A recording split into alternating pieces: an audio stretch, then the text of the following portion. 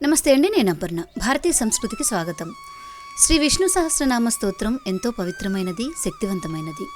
ఈరోజు వీడియోలో మనం ఈ స్తోత్రం చివరన వచ్చే ఉత్తర పీఠిక లేదా ఫలశ్రుతిలోని శ్లోకాలను, వాటి సంపూర్ణ అర్థాన్ని వివరంగా తెలుసుకుందాం. ఈ ఫలశ్రుతి పఠించడం లేదా వినడం వల్ల సకల రోగాలు, భయాలు తొలగిపోయి అష్టైశ్వర్యాలు సిద్ధిస్తాయని సాక్షాత్తు వ్యాస మహర్షి మహాభారతంలో వివరించారు. ప్రశాంతమైన మనసుతో ఈ శక్తివంతమైన ఫలశ్రుతి అర్థాన్ని వినండి. ఇతీదం కీర్తనీయస్య కేశవస్య మహాత్మనః నామ్నాం సహస్రం దివ్యా నామశేషేణ ప్రకీర్తితం. భీష్మ పితామహుడు ధర్మరాజుతో ఇలా అన్నాడు: కీర్తించదగినవాడు, మహాత్ముడు అయిన ఆ కేశవుని దివ్యమైన ఈ 1000 నామాలు ఎటువంటి శేషము లేకుండా సంపూర్ణంగా చెప్పబడ్డాయి. యైదం శృణుయాన్నిత్యం యశ్చాపి పరికీర్తయేత్ నాశుభం ప్రాప్నుయాత్ కించిత్ సోముత్రేహ చ మానవః. ఏ మానవుడైతే ఈ విష్ణు సహస్రనామాలను నిత్యం వింటాడో లేదా స్వయంగా పఠిస్తాడో అతనికి ఇహలోకంలో కానీ పరలోకంలో కానీ ఎటువంటి అశుభము కలగదు. వేదాంతగో బ్రాహ్మణ స్యాత్ క్షత్రియో విజయీ భవేత్ వైశ్యో ధన సమృద్ధ స్యాత్ శూద్ర సుఖమవాప్నుయాత్. ఈ స్తోత్రాన్ని పఠించడం వల్ల బ్రాహ్మణుడు వేదాంత జ్ఞానాన్ని పొందుతాడు, క్షత్రియుడు అఖండ విజయాలను సాధిస్తాడు, వైశ్యుడు అపారమైన ధన సంపదలను పొందుతాడు, శూద్రుడు సకల సుఖాలను పొందుతారు. ధర్మార్థీ ప్రాప్నుయాత్ ధర్మమర్థార్థీ చార్థమాప్నుయాత్ కామానవాప్నుయాత్ కామీ ప్రజార్థీ చాప్నుయాత్ ప్రజాం. ధర్మం కావాలనుకునేవాడు ధర్మాన్ని, ధనం కోరుకునేవాడు ధనాన్ని, కోరికలు తీరాలనుకునేవాడు కోరికలను, సంతానం కావాలనుకునేవాడు సత్సంతానాన్ని నిశ్చయంగా పొందుతారు. భక్తిమాన్యః సదోత్థాయ శుచిస్తద్గతమానసః సహస్రం వాసుదేవస్య నామ్నామేతత్ ప్రకీర్తయేత్ యశః ప్రాప్నోతి విపులం యాతి ప్రాధాన్యమేవ చ అచలాం శ్రియమాప్నోతి శ్రేయః ప్రాప్నోత్యనుత్తమం. ఎవరైతే భక్తి శ్రద్ధలు కలవాడై నిత్యం ఉదయాన్నే నిద్రలేచి శుచిగా స్నానమాచరించి ఏకాగ్రతతో ఈ 1000 నామాలను కీర్తిస్తాడో అట్టివాడు గొప్ప కీర్తిని, తన బంధుమిత్రులలో విశేషమైన స్థానాన్ని, గౌరవాన్ని, స్థిరమైన సంపదను, అత్యుత్తమమైన శ్రేయస్సును పొందుతాడు. న భయం క్వచిదాప్నోతి వీర్యం తేజశ్చ విందతి భవత్యరోగో ద్యుతిమాన్ బలరూపగుణాన్వితః. ఈ నామాలను జపించేవాడికి ఎక్కడా ఎటువంటి భయము ఉండదు, గొప్ప శౌర్యాన్ని, తేజస్సును పొందుతాడు. అతడు రోగాలు లేకుండా సంపూర్ణ ఆరోగ్యంతో, కాంతివంతంగా, బలం, సద్గుణాలతో శోభిస్తాడు. రోగాత్తో ముచ్యతే రోగాత్ బద్ధో ముచ్యేత బంధనాత్ భయాన్ముచ్యేత భీతస్తు ముచ్యేతాపన్న ఆపదః. ఈ స్తోత్ర పఠనం వల్ల రోగగ్రస్తుడు రోగాల నుండి విముక్తుడవుతాడు, కష్టాలలో చిక్కుకున్నవాడు బంధనాల నుండి విడిపింపబడతాడు, భయపడినవాడు భయం నుండి బయటపడతాడు, ఆపదలో ఉన్నవాడు సమస్త ఆపదల నుండి రక్షింపబడతాడు. దుర్గాణ్యతి తరత్యాసు పురుషః పురుషోత్తమం స్తువన్నామ సహస్రేణ నిత్యం భక్తి సమన్వితః.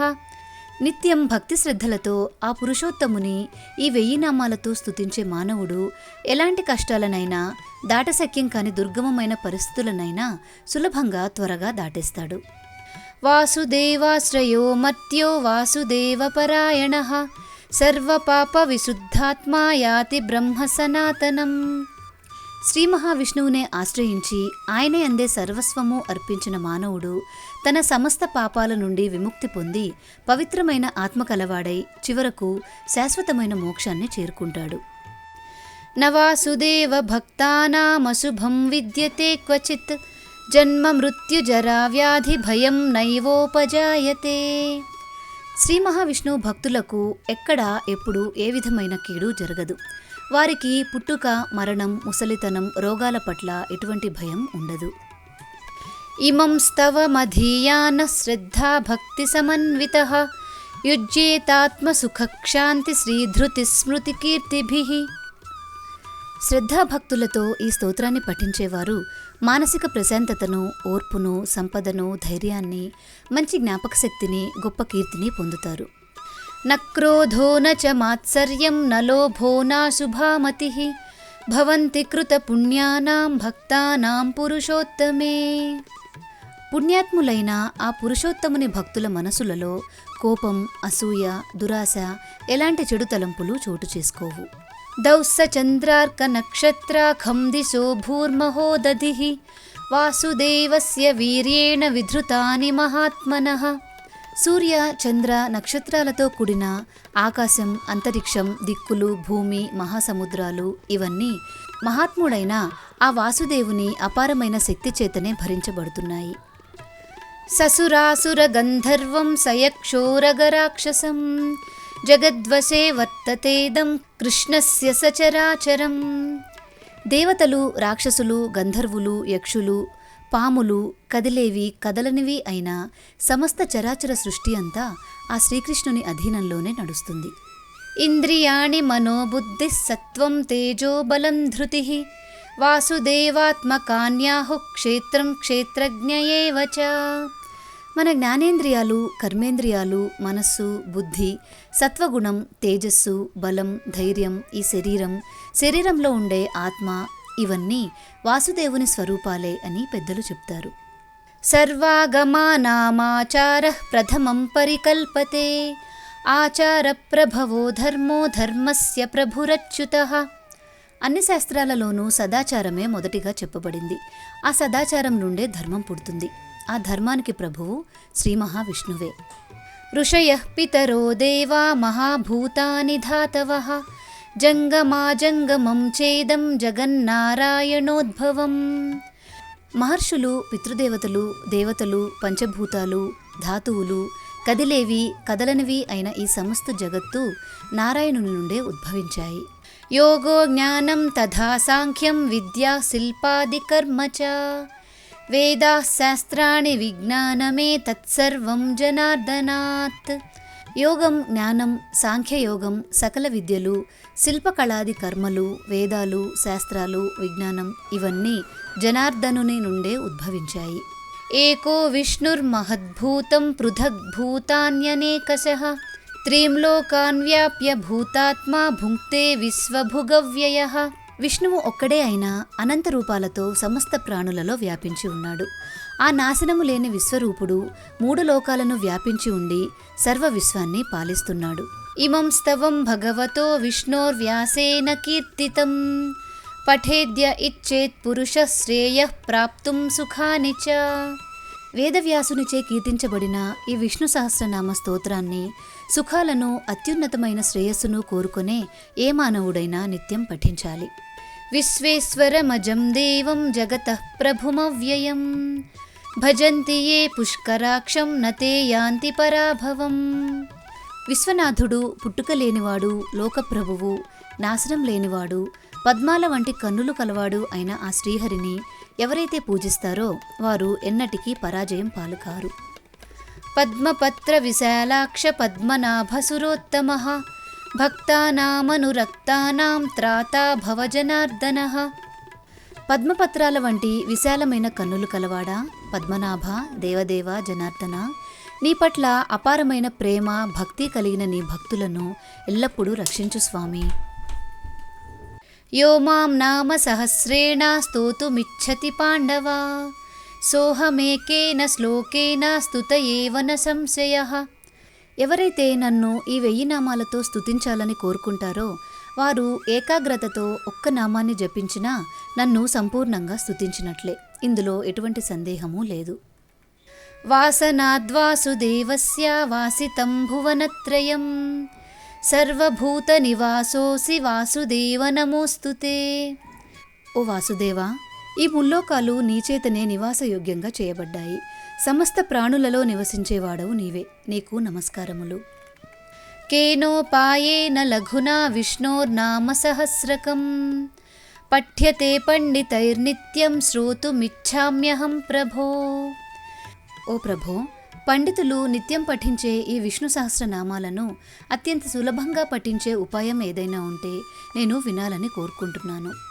శ్రీరామ రామ రామేతి రమే రామే మనోరమే సహస్రనామ తత్తుల్యం రామనామవరాననే. ఈశ్వరుడు ఇలా చెప్తున్నాడు: ఓ అందమైన ముఖం కలదానా పార్వతి, శ్రీరామ రామ అని రామనామాన్ని జపించడం వల్ల నా మనస్సు సంతోషిస్తోంది. ఆ ఒక్క రామనామం విష్ణువు యొక్క 1000 నామాలతో సమానం. నమోస్త్వనంతాయ సహస్రమూర్తయే సహస్రపాదాక్షి శిరోరుబాహవే సహస్రనామ్నే పురుషాయ శాశ్వతే సహస్రకోటి యుగధారిణే నమః. అనంతమైనవాడు, వేల కొలది రూపాలు, పాదాలు, కన్నులు, తలలు, తొడలు, చేతులు కలవాడు, శాశ్వతుడు, వేల కొలది కోటి యుగాలను ధరించేవాడు అయిన ఆ సహస్రనామ పురుషుడికి నమస్కారములు. యత్ర యోగేశ్వరః కృష్ణో యత్ర పార్థో ధనుర్ధరః తత్ర శ్రీర్విజయో భూతిర్ధ్రువా నీతిర్మతిర్మమ.